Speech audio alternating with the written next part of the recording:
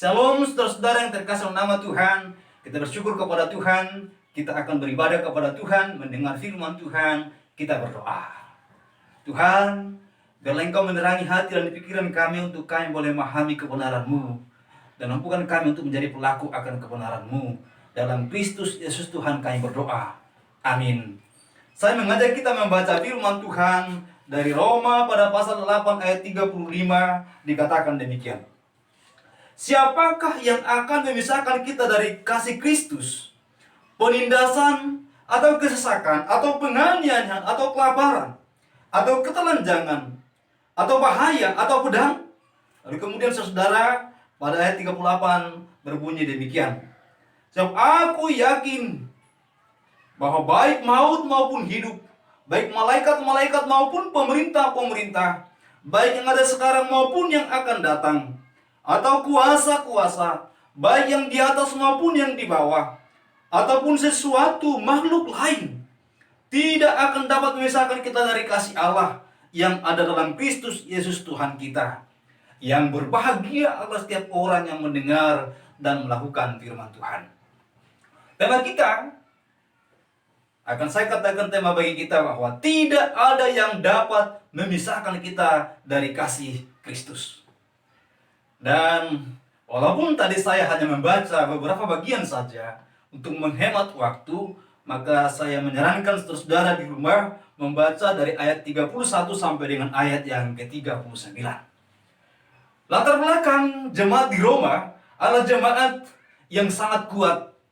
Jemaat yang sungguh-sungguh beriman kepada Kristus Tuhan bahkan di tengah penderitaan, di tengah kesulitan. Saudara tahu masih ada bukti sejarah kekejaman kekaisaran Roma pada masa lampau tentang adanya Koloseum yang masih berdiri kokoh sampai hari ini. Di sana selalu diadakan pertunjukan gladiator. Dan anak-anak Tuhan, orang Kristen pada waktu lampau, ketika Paulus menuliskan surat ini, begitu banyak yang mengalami penderitaan, kesesakan, penganiayaan di sana. Ketika mereka diperhadapkan atau diadu dengan singa, harimau, dan binatang buas lainnya. Dan ketika mereka diadu dengan manusia yang kekar, yang lebih kuat, dan saling membunuh di sana. Dan itu dipertontonkan bagi banyak orang. Itulah kekejaman kekaisaran Roma pada waktu yang lampau.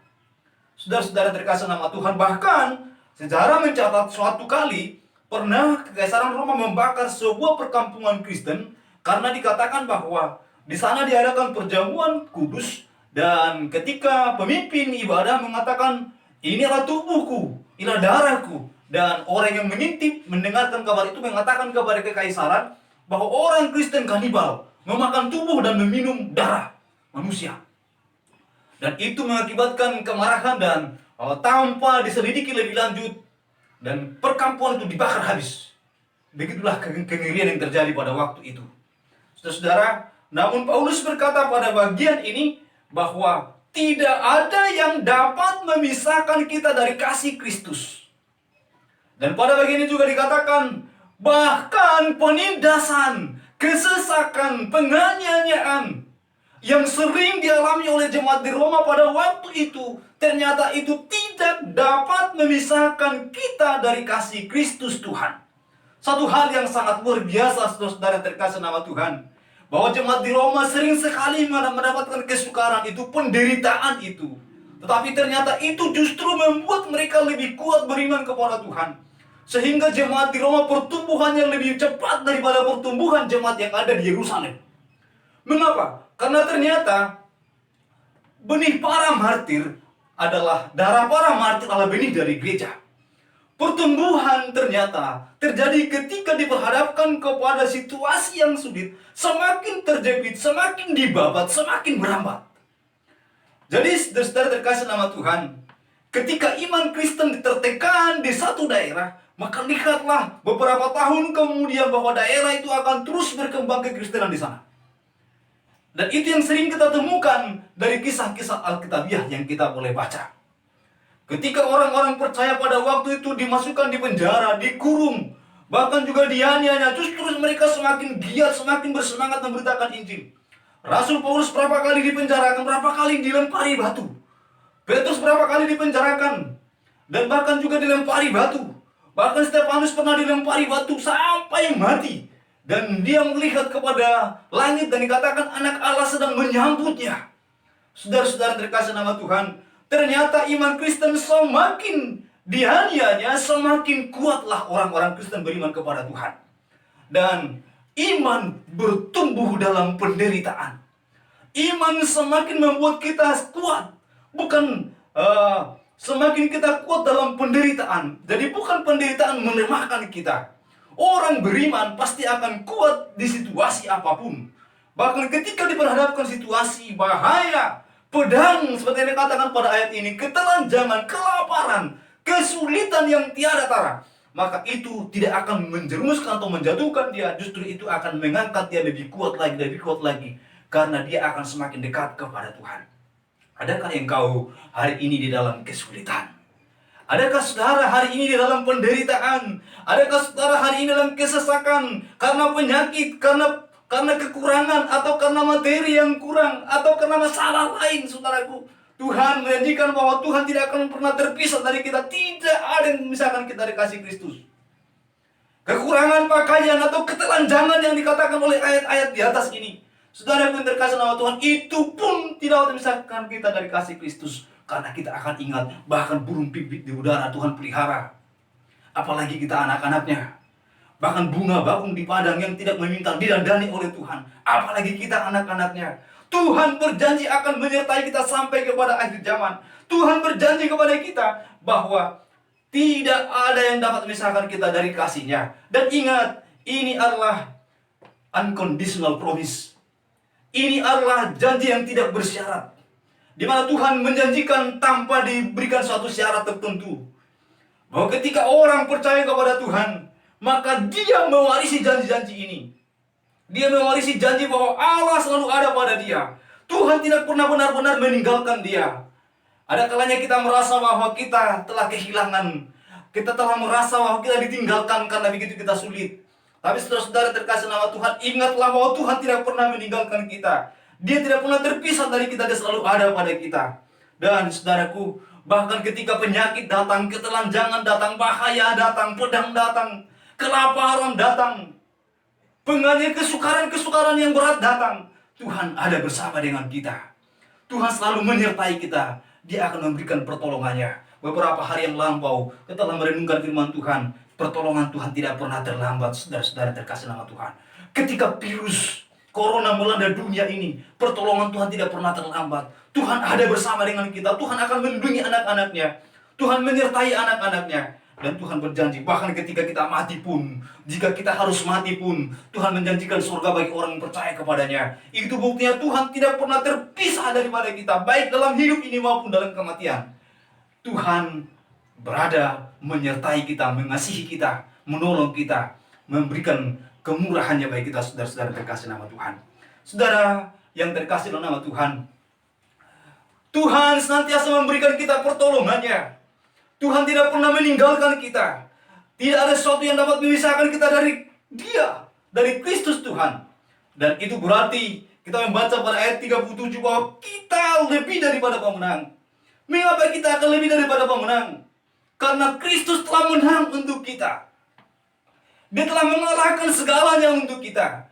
Dan kata-kata dikatakan pada ayat ini, kita lebih daripada pemenang. Menurut bahasa aslinya sebenarnya, kita akan mendapatkan kemenangan yang lebih banyak. Mendapatkan kemenangan lebih banyak dari apa? Daripada tantangan. Mendapatkan kemenangan lebih banyak daripada kesulitan. Jadi ketika penindasan datang, kita akan banyak mendapatkan kemenangan lebih daripada tantangan kesulitan sendiri. Ketika kesukaran datang, ketika penganiayaan datang, maka kita akan mendapatkan kemenangan lebih banyak daripada kesukaran yang diperhadapkan. Ketika penganiayaan datang, kita mendapatkan kemenangan lebih daripada penganiayaan, kesukaran, kelaparan yang diperhadapkan kepada kita. Ketika kesulitan ekonomi datang yang mengakibatkan kelaparan atau ketelanjangan atau kehilangan, kekurangan pakaian, Tuhan memberikan kemenangan bagi kita lebih daripada hal itu, saudara-saudara. Itulah yang Tuhan janjikan menurut firman Tuhan ini. Dan janji inilah janji yang tidak bersyarat. Bukan Tuhan katakan, jika engkau melakukan A, B, C, dan D, maka aku akan menyertai engkau. Jika engkau melakukan A, B, dan C, maka kasih Allah tidak akan pernah pergi daripada engkau. Bukan. Tapi ini adalah janji yang tidak bersyarat bagi orang-orang percaya kepadanya. Jika engkau percaya kepada Kristus Tuhan yang telah tergantung di kayu salib, jika engkau percaya bahwa Kristus yang mati itu menanggung dosamu, jika engkau percaya bahwa Dia juru selamatmu satu-satunya, maka janji ini adalah milikmu. Janji ini dikatakan bahwa kita tidak pernah terpisah daripada kasih Kristus Tuhan. Tidak ada yang dapat memisahkan kita.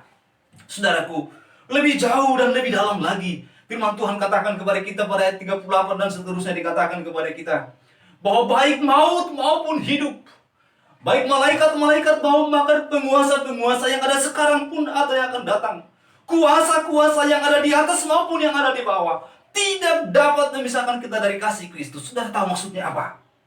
Bahwa baik dari masa lampau kita, masa kini, dan masa akan datang, tidak ada dapat memisahkan kita dari kasih Kristus. Ketika kita masih berdosa saja, Kristus telah rela mati bagi kita. Ketika kita masih seteru Allah, Kristus telah mengasihi kita dengan rela tergantung di kayu salib demi kita. Apalagi setelah kita percaya kepadanya, Dia pasti menganugerahkan kehidupan itu. Dia pasti menjaga, memelihara hidup kita. Dia pasti menyertai kita. Dia pasti tidak akan pernah meninggalkan kita. Karena apa? Karena tidak ada satupun yang dapat memisahkan kita dari kasih Kristus Tuhan. Saudaraku, kematian, maut adalah sesuatu yang sangat ditakuti oleh manusia. Tapi Tuhan telah mengalahkan maut untuk kita. Oleh karena itu kita akan lebih daripada memenang. Kita akan mendapatkan kemenangan daripada maut, karena Kristus telah menang atas maut. Dan baik hidup, itu pun tidak dapat memisahkan kita dari kasih Kristus. Mengapa? Karena Kristus hidup untuk kita. Karena Kristus hidup untukmu, hidup untuk saya. Dan karena hidup yang kita hidup ini, hidup karena kasih Kristus. Saudara-saudara yang terkasih nama Tuhan, oleh karena itu kita akan lebih daripada pemenang. Kita mendapatkan kemenangan yang lebih besar dan lebih besar lagi dari setiap tantangan yang diperhadapkan kepada kita. Jadi saudaraku, pergumulan, tantangan, kesulitan, penganiayaan, kesukaran, kelaparan, bahkan pedang, itu tidak harus membuat kamu menjadi jatuh dan lelah. Itu seharusnya membuat engkau lebih kuat, membuat engkau lebih kokoh. Ketika virus corona ini melanda dunia, itu tidak lantas membuat engkau menjadi kehilangan keyakinan. Seharusnya itu membuat engkau lebih kuat, karena Tuhan ada bersama dengan kamu di saat kamu menghadapinya. Karena Tuhan menyertai engkau, kasih-Nya ada padamu saat engkau menghadapi situasi itu. Karena Tuhan tidak pernah meninggalkan engkau. Dikatakan, aku akan menyertai engkau bahkan sampai kepada akhir zaman. Dikatakan bahwa Dia setia mengasihi kita, peduli kepada kita. Saudaraku, mungkin sebagian dari antara kita bertanya, nah, bagaimana? Mungkin karena kelemahan pribadi saya akan mengalami kejatuhan dan meninggalkan Kristus. Saudaraku, saat engkau mempercayakan diri kepada Kristus, saat engkau menyerahkan hidupmu kepada Kristus Tuhan demi pengampunan dosamu, saat itu pula Dia memegang engkau, Dia memelihara engkau, Dia menerima engkau. Jadi bukan engkau saja yang memegang Dia, tapi Dia memegang engkau, Dia menjaga engkau. Sehingga tatkala engkau lemah, Dia tidak akan mungkin lemah, saudara-saudara terkasih nama Tuhan. Ketika engkau terjatuh, Dia akan mengangkat engkau kembali, saudara-saudara. Karena Dia memegang engkau, Dia memelihara akan engkau. Itulah iman yang percaya kepada Kristus Tuhan. Bukan sekedar kita memegang Dia, bukan sekedar kita menjaga iman kita supaya kita kuat kepada Dia, tapi Dia juga menjaga kita. Dia juga menolong kita. Dia juga memelihara kita, memelihara iman kita, saudara terkasih nama Tuhan. Firman Tuhan pada bagian ayat 31, pada Roma pasal 8 ini dikatakan bahwa Allah Bapa ada di pihak kita. Itu berarti Allah Bapa ada di pihak kita untuk kita tidak terpisah dari Kristus Tuhan. Dia menjaga kita. Dia yang telah menyerahkan putranya yang tunggal demi kita, maka Dia juga tidak akan mungkin terpisah dari kita. Karena Dia pasti membela kita, menjaga kita. Dia yang telah memberikan putranya, maka dia juga akan menyertai kita dan tidak akan pernah terpisah dari kita. Saudara terkasih nama Tuhan. Kemudian kita juga membaca pada ayat 34. Kristus sendiri ada pada kita, bahkan dia mati bagi kita. Dia yang telah mati, dia yang telah bangkit, dia yang telah naik ke surga demi kita. Maka dia tidak mungkin mengabaikan kita. Dia tidak akan mungkin meninggalkan kita. Dia tidak mungkin terpisah dari kita. Dan jika hal itu terjadi, jika seandainya hal itu bisa terjadi, itu menunjukkan kesia-siaan pengorbanannya. Jika seandainya setelah dia mati menebus dosa kita, lalu dia meninggalkan kita dan kita dibiarkan terjatuh dan tidak akan bangkit-bangkit. Jika seandainya kelaparan membuat kita terpisah dari Kristus Tuhan, jika seandainya penganiayaan atau baik maut maupun hidup memisahkan kita dari Kristus Tuhan, maka pengorbanan itu pengorbanan yang sia-sia. Tapi saya percaya Kristus tidak pernah berkorban untuk sia-sia. Firman Tuhan berkata bahwa dia telah berada di surga, ada di sana untuk menjadi pengantara bagi kita. Itu berarti dia sebagai imam besar kita, dia tidak pernah meninggalkan kita. Dia selalu ada bersama dengan kita. Kasihnya tidak pernah terpisah daripada kita. Saudara-saudara, bahkan kalau kita mundur pada Roma 8 ayat 26, dikatakan bahwa roh Allah pun ada di pihak kita, yang selalu menyertai menjaga kita. Saudara, pada Roma 8 ayat 28 kembali saya sudah pernah menyampaikan kepada kita bahwa Allah turut bekerja mendatangkan segala sesuatu bagi kita untuk mendatangkan kebaikan. Tuhan menyiapkan kebaikan, memberikan kebaikan. Itu juga yang dikatakan oleh Yeremia pada pasal 9 ayat 11, bahwa rancangan yang Tuhan berikan kepada kita, rancangan yang penuh damai sejahtera. Bahkan ternyata tatkala kita diperhadapkan kepada situasi yang sulit, tatkala kita merasa seolah-olah kita tertekan, seolah-olah kita mengalami kesulitan, seolah-olah kita hilang pengharapan, saudara, ternyata di sana pun Tuhan ada untuk menolong kita. Ternyata di sana Tuhan juga menjanjikan pertolongan. Tuhan akan membuat itu menjadi kebaikan bagi kita. Tuhan akan mengatur semuanya itu untuk kebaikan bagi kita. Terkadang kita menggerutu, terkadang kita marah ketika kita menghadapi situasi yang sulit dalam hidup kita. Terkadang kita menyesal, terkadang kita mengalami kesedihan yang tiada tara, tapi kita lupa.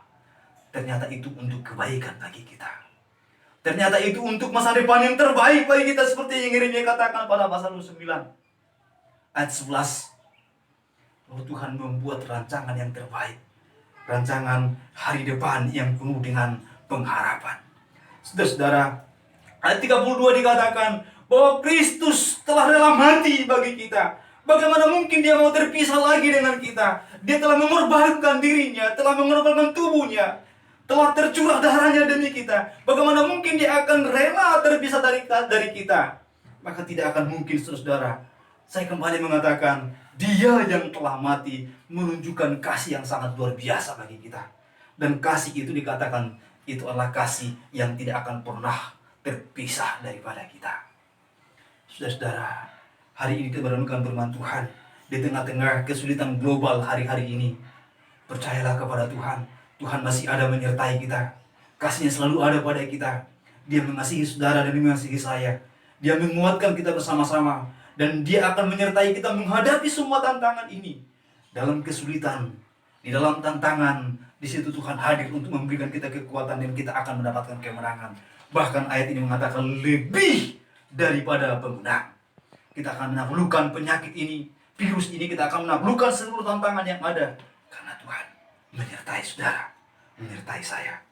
Saudara-saudara, Allah membenarkan kita. Itu juga kita dapatkan pada ayat 33 dari Roma pasal 8 ini.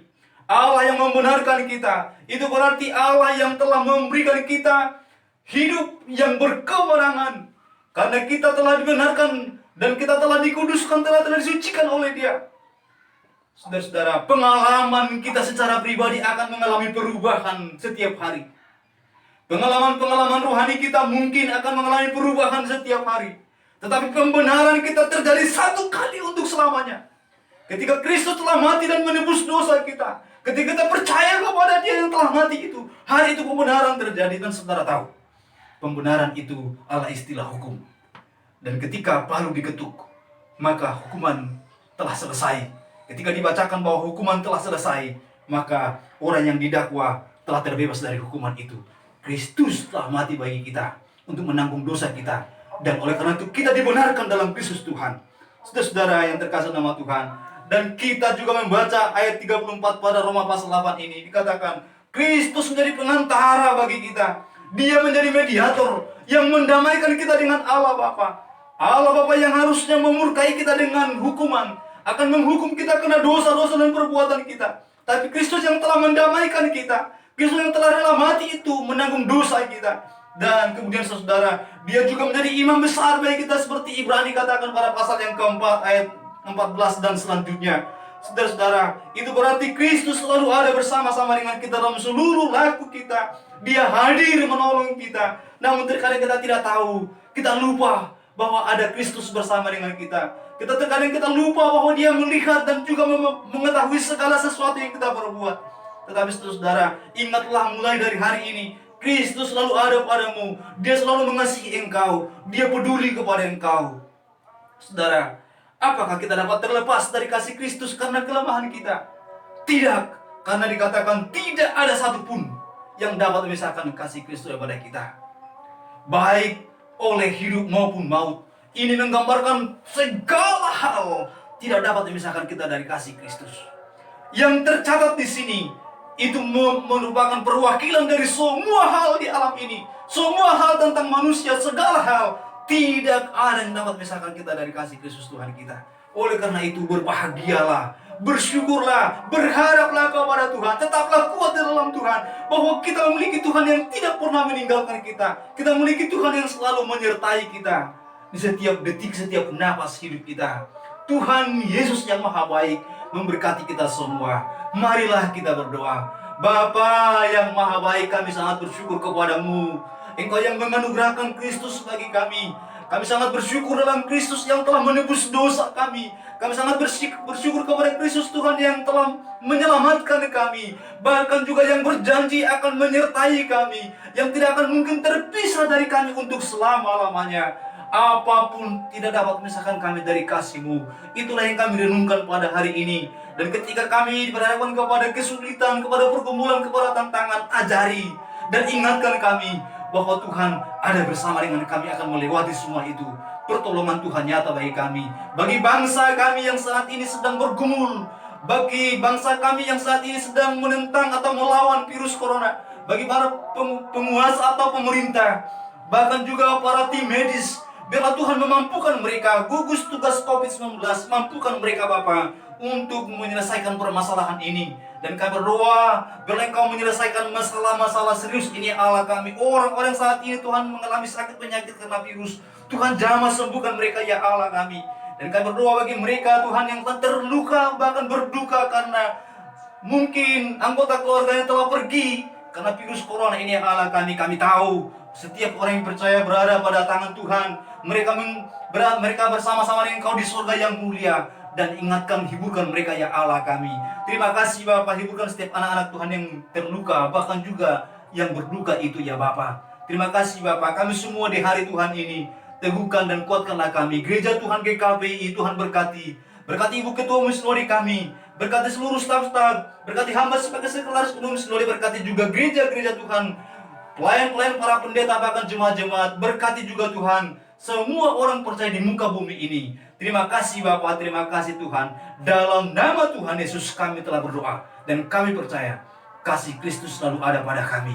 Tuhan tidak pernah meninggalkan kami. Haleluya. Amin. Saudaraku, tetaplah kuat dalam Tuhan. Tetaplah engkau percayakan hidupmu kepada Tuhan, bahwa tidak ada yang memisahkan engkau daripada kasih Kristus Tuhan. Tuhan memberkati. Amin.